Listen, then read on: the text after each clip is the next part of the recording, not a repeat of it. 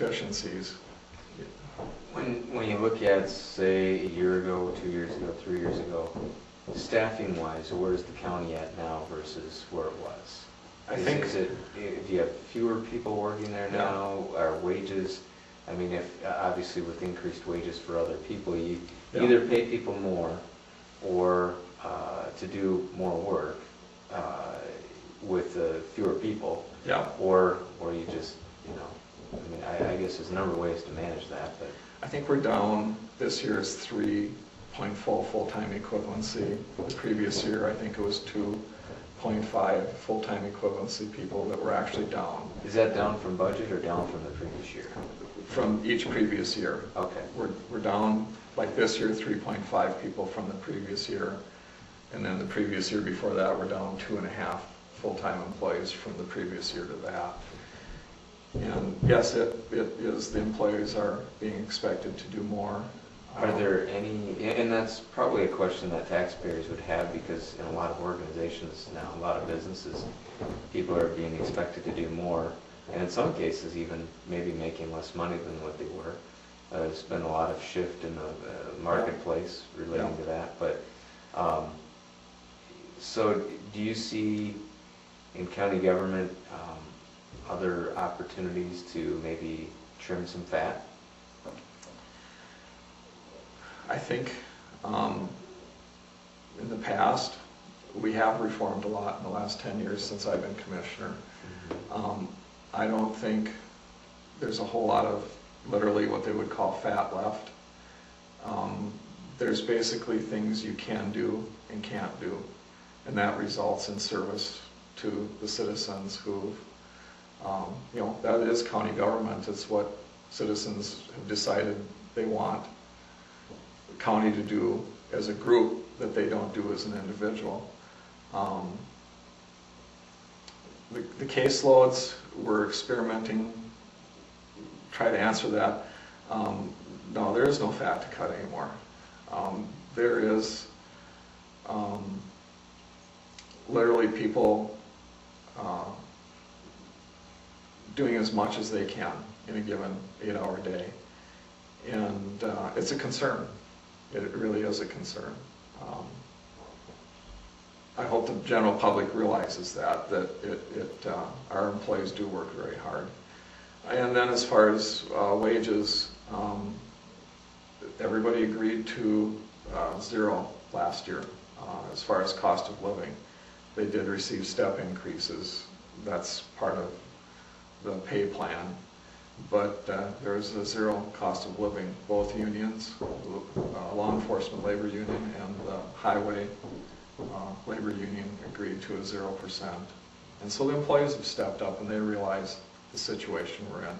And I think this year we're looking at a 1%. And so you can't say that anybody's extravagant here, but we also have to look at that employee retention. As things get better and the economy improves, you have to stay current to keep your good employees employed here. Otherwise, we do have a large county to the north here who is quite happy to employ our highly trained employees here. Do you have anything else that you think is significant that would be good to share for the voters? Just like I ran a few ads here in your paper. I think the biggest thing I'd like to emphasize is I still really enjoy this job, and I think how I put it in the ad was I have a really heartfelt desire to serve. When you have things like the Veterans Cemetery come up, a lot of times when you're dealing with like the numbers and the money and refinancing a bond for $100,000 savings, it's significant and it means a lot, but it doesn't get your blood rushing and going fast and really, really excited, you know. It's good to do that good job, but when you deal with things like the Veterans Cemetery and you see a room filled with veterans that are supporting this, and it really shows that you can be part of something that, you know, gets people fired up and wanting to be participate in. Speaking of the the veterans cemetery. I mean, if you were to, roll the dice and say, what are the odds of that coming here to, to Fillmore County, and specifically on the outskirts of Preston where they're looking at that? What do you say, the odds are right now? I think they've gone up. I'm pretty encouraged. The very preliminary study that they did, they have found just under 40 acres of what they consider prime, acceptable, buildable infrastructure, or not infrastructure, but the conditions are right to make it possible. And now, I think it's almost totally up to our legislators. Right now we have both a Democratic legislature and a Republican legislator. It's kind of works good for, to have one in each, because they're both pulling, and contrary to popular belief, there are issues that the Democrats and Republicans can agree on that represent us. And I think this shows that, yes, this is one of them. But what it comes down to here, I think, is the reality that our legislators are in favor of it. Maybe the counties to the north, their legislators are very much in favor of that happening there, maybe. And so, but I think the county has probably done everything it can to express our desire to make this happen.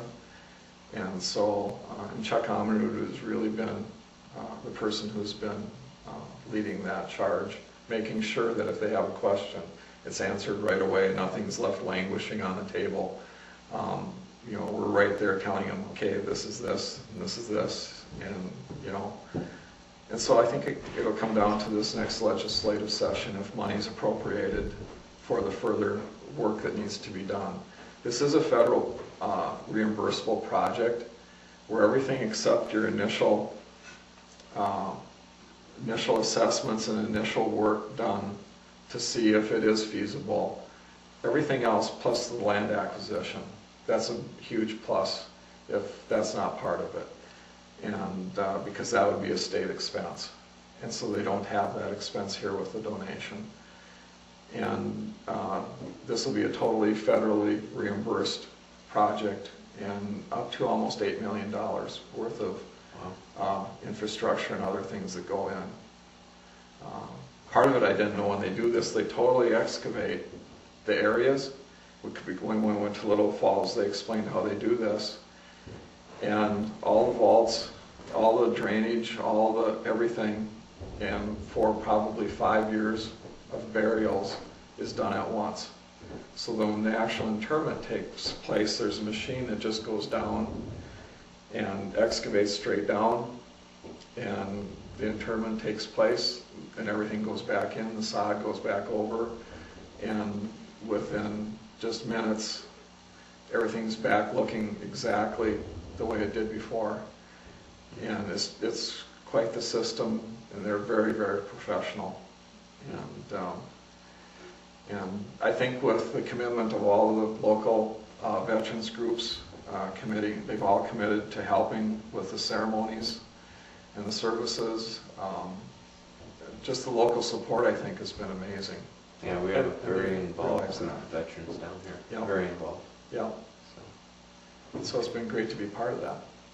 Okay. Anything else that you'd want to touch on? Just if you re-elect me, I'll try to do the best job I possibly can.